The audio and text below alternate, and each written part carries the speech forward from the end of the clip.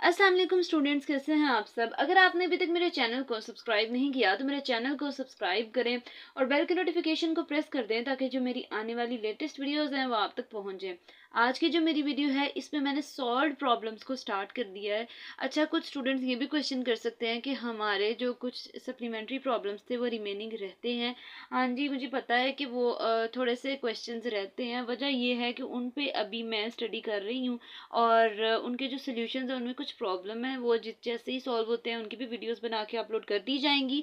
लेकिन मैंने ये सोचा कि उतनी देर तक जितनी देर तक वो सॉल्व करती हूँ या उस पर थोड़ा टाइम लगेगा उतनी देर में मैं सॉल्व प्रॉब्लम्स को एक्सप्लेन कर लेती हूँ। तो आज जो मैंने स्टार्ट किया वीडियो, इसमें मैं सॉल्व प्रॉब्लम की जो क्वेश्चन नंबर 3 है उसको सबसे पहले एक्सप्लेन करूंगी। तो सबसे पहले स्टेटमेंट रीड करते हैं। स्टेटमेंट में लिखा हुआ है, prove that a cylindrical coordinate system is orthogonal. कह रहे हैं कि ये प्रूव करें कि जो सिलेंड्रिकल कोऑर्डिनेट सिस्टम है वो क्या है, ऑर्थोगोनल है। हम लोगों ने जब सप्लीमेंट्री प्रॉब्लम्स किए उसमें भी इस तरह से क्वेश्चन जितने भी थे उनको भी एक्सप्लेन किया और सॉल्व किया।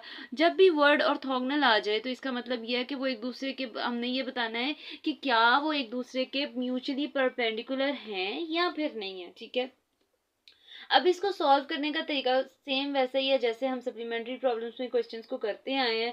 तो सबसे पहले अब मैं यहाँ पे अगर इसका सोल्यूशन देखूँ तो यहाँ पे लिखा है the position vector of any point in cylindrical coordinates is.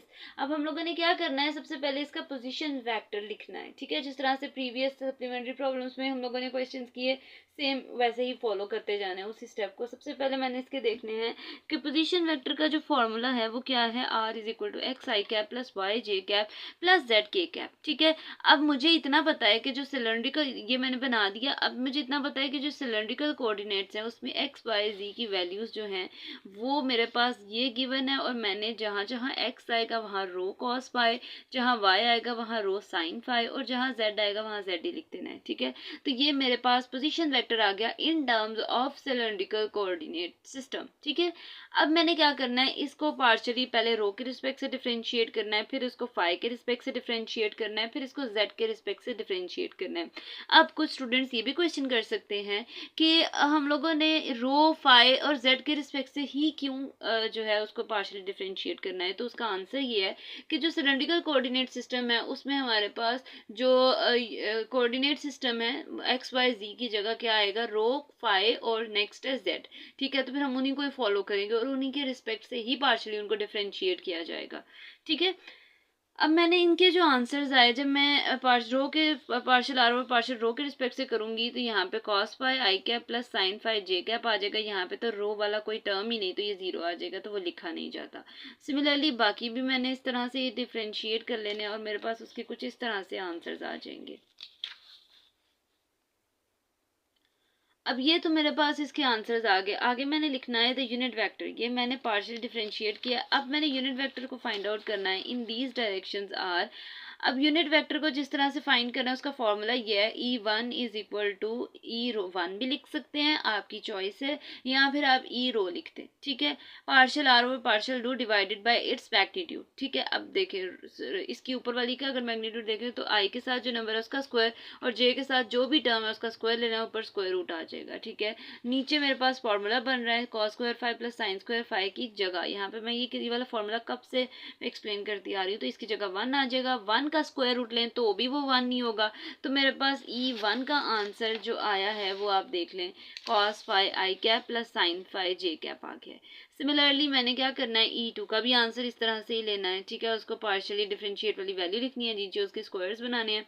अब यहाँ पे देखें तो ये रो स्क्वायर एक एक्स्ट्रा नंबर है, दोनों में रो स्क्वायर आ रहा है, तो रो स्क्वायर कॉमन आ जाएगा। अंदर sine square five plus cos square five, sine square five plus cos square five की जगह वन लिख दिया जाएगा, तो रो स्क्वायर और ऊपर स्क्वायर रूट आ जाएगा, तो खाली रो आ जाएगा। ऊपर से भी दोनों में से रो कॉमन आ जाएगा, नीचे भी रो कॉमन आ जाएगा, रो और रो ऊपर और नीचे कटिंग हो जाएगी, तो मेरे पास ई टू का ये आंसर आ गया। और ई थ्री का आंसर फिर मेरे पास क्या आना है, पार्शियल आर और पार्शियल जेड। जेड के रिस्पेक्ट से जब पार्शियल डिफरेंशिएट करेंगे तो ऊपर तो के आ जाएगा डिवाइडेड बाय इट्स मैग्नीट्यूड। के का मैग्नीट्यूड क्या है, मतलब जो सा नंबर इसके साथ मल्टीप्लाई हो रहा है वन नहीं है, वन का स्क्वायर लें और ऊपर स्क्वायर रूट भी लें तो भी वन नहीं आएगा, तो मेरे पास इसका आंसर के आ गया है।